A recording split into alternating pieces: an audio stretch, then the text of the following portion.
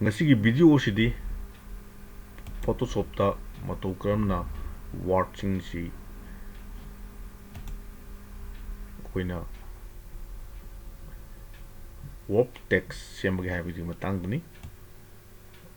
aduna aina warp text sengdaba design do word do information ire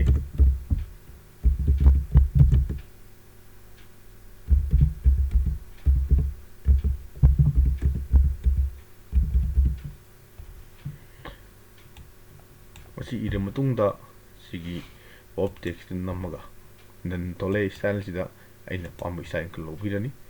masina matakta kon begini insert tam gayan side lani makhala kon ta gayan sida horizontally distribute to gayan sida vertically to gayan sida asumna apni style semuni masina taba to style singsu sida yauri click ki maunga ngagi maunga te ngagi septa style ji supaya sembiai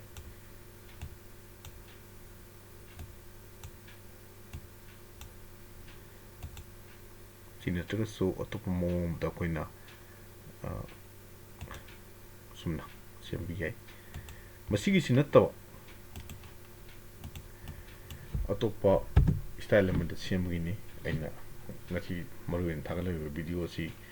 pen tool ji lor matung da aina semu pami ba style do ini suaina sembirani aduga control ne shift ne enter ne horani adu matungda text lobirani text lo matungda sigi panel lagi part lorni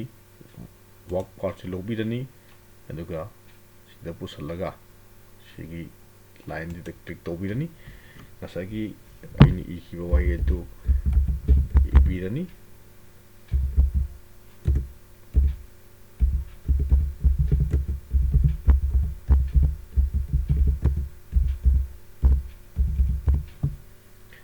okay asuna ibirani text ma zoom sanga so koina stegi color ji apa lobirani hedging mu nunga ba ina red color sange mi kalanton ga so sida sumna siamani sida simusu yai sin tongan nomni sina letter ani multi version da ni hojik masigi si aina sim ga ga di hena phajo ngom de sim ga ha ga di akoina karam to ga ga bu sidi leiba direct selection tool lobidani direct selection tool lor matungda aina thaming ba mafumjing do sigi word si in semani adu da natna sigi da zo aina thaming mafumjing do asuma sembi yai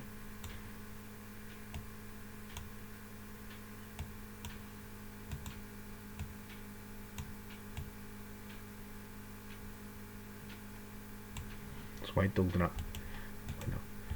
word si kolan ba yai